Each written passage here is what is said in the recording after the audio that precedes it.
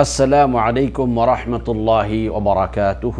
الحمد لله رب العالمين والصلاة والسلام على أشرف الأنبياء والمرسلين نبينا محمد وعلى آله وأصحابه أجمعين. أما بعد، فأعوذ بالله من الشيطان الرجيم. ألا إن أولياء الله لا خوف عليهم ولا هم يحزنون. اللهم صل على محمد النبي الأمي وعلى آله وأصحابه أجمعين. সম্মানিত দ্বীনী ভাই বোনেরা, আমি আজ আপনাদের সামনে যে বিষয় আলোচনা করব সেই বিষয়টি হলো হাদিসে বর্ণিত উলামায়ে দ্বীনের ২৪টি বৈশিষ্ট্য। অর্থাৎ হাদিসের মধ্যে রাসূলুল্লাহ সাল্লাল্লাহু আলাইহি সাল্লাম উলামায়ে কেরামদের, হক্কানি উলামায়ে কেরামদের যে সকল বৈশিষ্ট্যসমূহ বর্ণনা করেছেন তার ২৪টি বৈশিষ্ট্য আমরা আজকের এই ক্লাসে বর্ণনা করার চেষ্টা করব, যদি আল্লাহ তৌফিক দেন। তো যেহেতু অনেকগুলো বৈশিষ্ট্য, তাই আমি বেশি লম্বা করব না, শর্টকাটে বলব। ১ নাম্বার, প্রথমটা হলো যে আলিম ওলামায়ে কেরাম যারা আছেন তারা হলেন আল্লাহর ওলি, আল্লাহর বন্ধু, আল্লাহর প্রিয় বান্দা। রাসূলুল্লাহ সাল্লাল্লাহু আলাইহি ওয়াসাল্লাম বলেছেন হাদিসে কুদসি, যে মান আদা লি ওয়ালিয়ান ফাকাদ আযানতুহু বিল হারব। হাদিসে কুদসিতে আল্লাহ পাক বলেছেন যে ব্যক্তি আমার ওলিদের সাথে শত্রুতা পোষণ করে, আমি তার সাথে যুদ্ধের ঘোষণা করলাম। ইমাম শাফিঈ রাহিমাহুল্লাহ বলেছেন ইযা লাম ইয়াকুনিল উলামা আউলিয়াউল্লাহ ফালা আ'রিফু লিল্লাহি আউলিয়া ওয়ালিয়ান। ইমাম শাফিঈ রাহিমাহুল্লাহ বলেছেন, যদি উলামায়ে কেরামগণ আল্লাহর ওলি না হন, অর্থাৎ কোরআন ও সুন্নাহর ইলম অর্জন করে সেই অনুযায়ী আমলকারীরা যদি ওলি না হন, তাহলে আর কে হবে আমি জানি না। তাহলে এর দ্বারা বোঝা গেল কোরআন ও সহিহ সুন্নাহর ইলম অর্জনকারী এবং তদনুযায়ী আমলকারীরা হলেন আল্লাহর প্রকৃত ওলি। ২ নম্বর বৈশিষ্ট্য হলো যে উলামায়ে কেরাম বা আলেমে দ্বীন বা তালিব ইলম যে পথ অতিক্রম করে বা ইলম অর্জন করার জন্য পথ চলাটা জান্নাতে পৌঁছার কারণ, জান্নাতে যাওয়ার কারণ হবে। ৩য় নম্বর বৈশিষ্ট্য হলো যে ফেরেশতাগণ তালিব ইলমের জন্য তারা পাখা বিছিয়ে দেন, অর্থাৎ তাদের সম্মানার্থে। ৪র্থ নম্বর বৈশিষ্ট্য হলো যে আসমান এবং জমিনে যা আছে সবাই আলেমের জন্য, তালিব ইলম বা আলেমের জন্য আল্লাহর কাছে কি করেন? ক্ষমা প্রার্থনা করেন।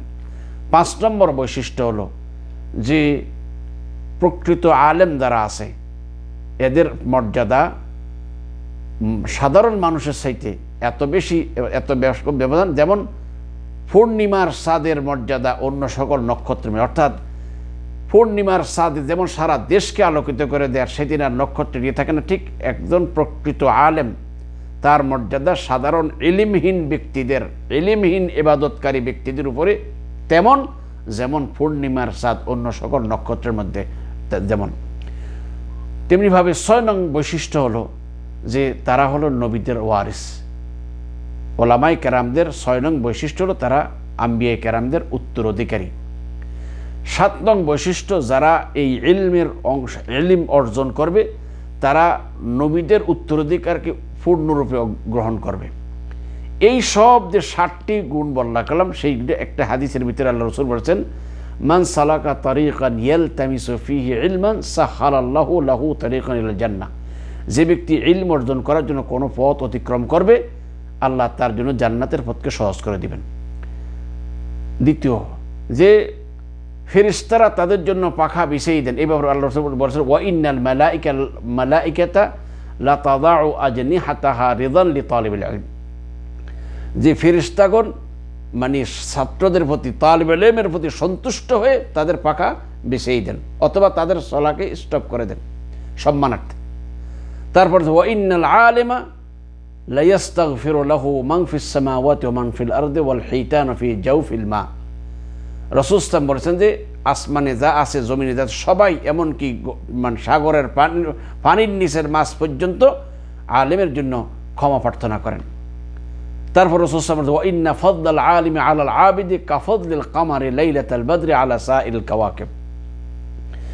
যে ইলমহীন ইবাদতকারী আর আলেমের মধ্যে, শরীয়তের ইলমধারী একজন ব্যক্তির মধ্যে পার্থক্য হলো তেমন পূর্ণিমার রাত্রে চাঁদের সাথে অন্যান্য নক্ষত্রের তুলনা যেমন, অর্থাৎ পূর্ণিমার রাতে যখন চাঁদ ফুল চাঁদ হয়, সারা দেশ আলোকিত করে, তখন অন্যান্য নক্ষত্রগুলো যেমন আলোহীন হয়ে যায়, একজন ইলমদারি আলেম আর ইলিমহীন একজন আবেদের ব্যবহার এই তুলন পার্থক্য। তাছাড়া আল্লাহ রাসূল বলেছেন ওয়া ইন্নাল উলামা ওয়ারাসাতুল আম্বিয়া, আলেমগণ হল নবীদের ওয়ারিস। আর ওয়া ইন্নাল আম্বিয়া লাম ইউয়ারিসু দিনারা ওয়ালা দিরহামা, আর নবীগণ কোনো টাকা পয়সার দিনার ও দিরহামের বা টাকা পয়সার কি করে দেন না, উত্তরাধিকারী বানিয়ে যান না। ওয়া ইন্নামা ওয়ারাসুল ইলম, তারা কি করেন, ইলমের ওয়ারিস বানিয়ে যান। তারপরে ফামান আখাযাহু আখাযা বিহাযযিন ওয়াফির, যারা এই ইলম অর্জন করবে তারা পূর্ণ উত্তরাধিকারী গ্রহণ করবে, অর্থাৎ তারা পূর্ণ উত্তরাধিকারী হবে।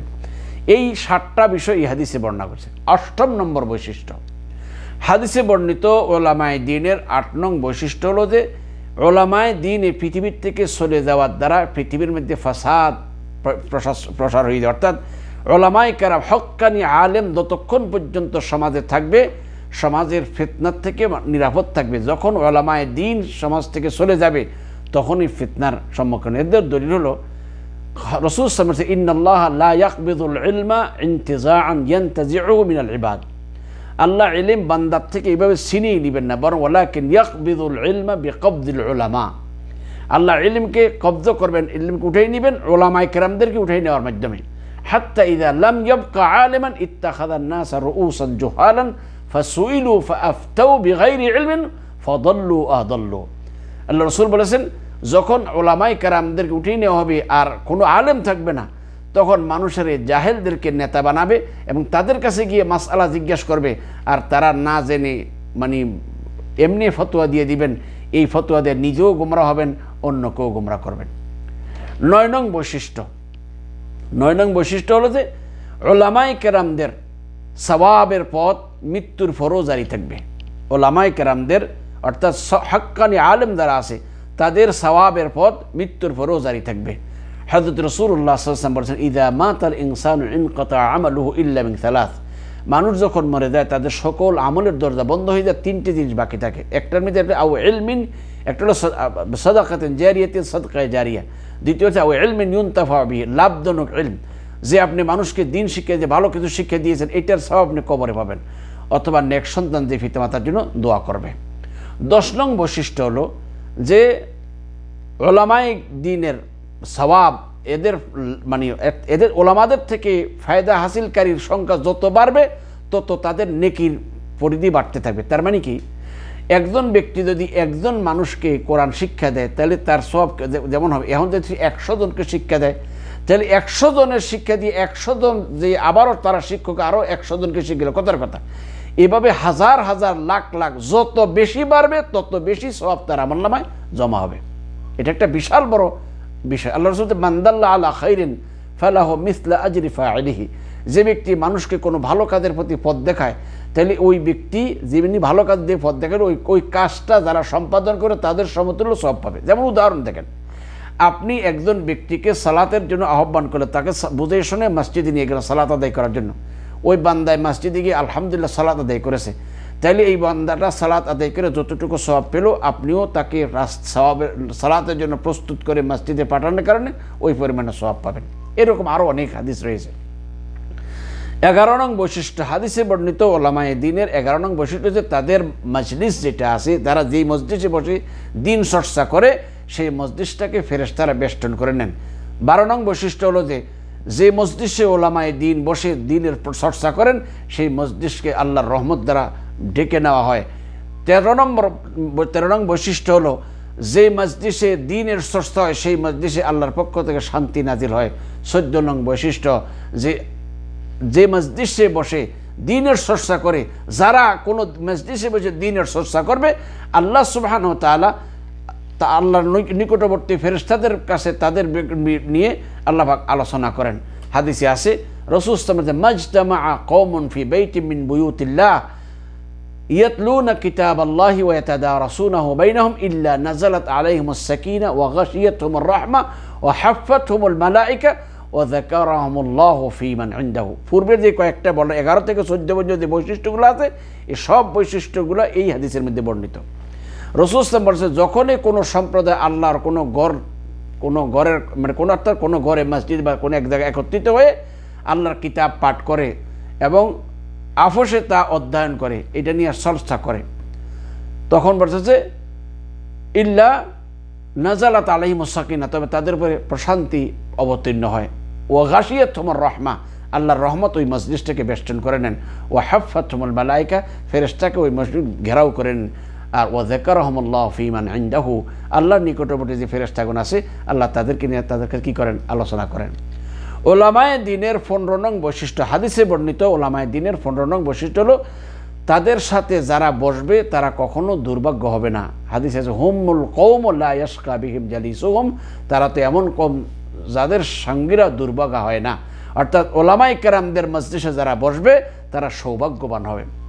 16 নং বৈশিষ্ট্য, হাদিসে বর্ণিত ওলামায়ে কেরামদের 16 নং বৈশিষ্ট্য হলো তারা হলো সে ওই সকল ব্যক্তিদের যাদের জন্য রাসূল সাল্লাল্লাহু আলাইহি ওয়াসাল্লাম দোয়া করেছেন, বিশেষভাবে দোয়া করেছেন। 17 নং বৈশিষ্ট্য হলো যে এদের কাছে মানে অর্থাৎ যারা ওর আলেম হবে তাদের জন্য রাসূল সাল্লাল্লাহু আলাইহি ওয়াসাল্লাম ওসিয়ত করে গেছেন। তার দলিল হলো রাসূল সাল্লাল্লাহু আলাইহি ওয়াসাল্লাম নাযারাল্লাহু ইমরাআন সামিআ মিন্না হাদিসান ফাআদ্দাহু কামা সামিআহু।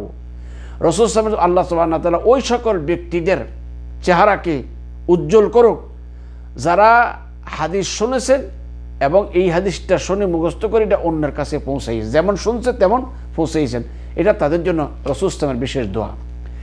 18 নং বৈশিষ্ট্য হলো যে যারা মানে ওলামায়ে কেরাম যারা আছেন, ওলামায়ে দ্বীন, এদের হলো যে মানে এদের কাছ থেকে মানুষ পরামর্শ নেবে। অর্থাৎ যখনই মানে ওলামায়ে দ্বীনদের যারা হক্কানি আলেম যারা আছে তারা মানুষকে সুপরামর্শ দিবেন। রাজা বাদশারা তাদের কাছ থেকে সুবুদ্ধি নেবেন। এই জন্য হাদিসে বলছেন যে মা বাআসাল্লাহু মিন নাবিয়্যিন ওয়ালা ইস্তাখলাফা মিন খলিফাতি ইল্লা কানাত লাহু বিতানাতান, বিতানাতুন তা'মুরুহু বিল মা'রুফ ওয়া তাহুদ্দুহু আলাইহি ওয়া বিতানাতুন তা'মুরুহু বিশ শাররি ওয়া তাহুদ্দুহু আলাইহি ওয়াল মাসুমু মান আসামাহুল্লাহ। একটা সুন্দর কথা যে রাসূলুল্লাহ সাল্লাল্লাহু আলাইহি ওয়াসাল্লাম বলেছেন যে আল্লাহ যখনই কোনো নবী প্রেরণ করেন অথবা কাউকে খলিফা বানান, তার সাথে দুই ধরনের লোক থাকে। হয় কিছু লোক আছে মানে তার অভ্যন্তরীণ কিছু লোক থাকবে যারা তাকে ভালো কাজের জন্য নির্দেশ করবে এবং তাকে ভালো কাজের প্রতি উদ্বুদ্ধ করবে। আর কিছু আছে মানে মানে অভ্যন্তরীণ কিছু লোক থাকে যারা মন্দর নির্দেশ দিবে এবং মন্দের প্রতি উৎসাহিত করবে। তবে ওই ব্যক্তি এই নিরাপদ থাকবে যাকে আল্লাহ হেফাজত করবেন। তার মানে হলো যে এই ফিতনার থেকে আল্লাহ তাআলা যাকে বাঁচাবেন সেই মাত্র বাঁচতে পারবে আর কি। আল্লাহ যাকে রক্ষা করবেন তিনিই বাঁচতে পারবেন। এদের বোঝা গেল ওলামায়ে হাক্কানি যারা আছে তারা আমির ওমারাদেরকে সুপরামর্শ দিবেন, ভালো কাজের প্রতি উৎসাহিত করবেন। এটা হলো ওলামায়ে হাক্কানির বৈশিষ্ট্য। ওলামায়ে দ্বীনের 19 নং বৈশিষ্ট্য হলো যে এদের পরীক্ষা অন্য সকল লোকদের সাথে অধিক কঠিন হবে। রাসূল সাল্লাল্লাহু আলাইহি ওয়াসাল্লাম বলেছেন আশাদ্দুন নাসি বালাআন আল আম্বিয়া, এই পৃথিবীতে সবচেয়ে কঠিন পরীক্ষা হলো নবীদের। তারপরে ইমানের দিক থেকে যে যত মজবুত হবে তার পরীক্ষা তত কঠিন হবে।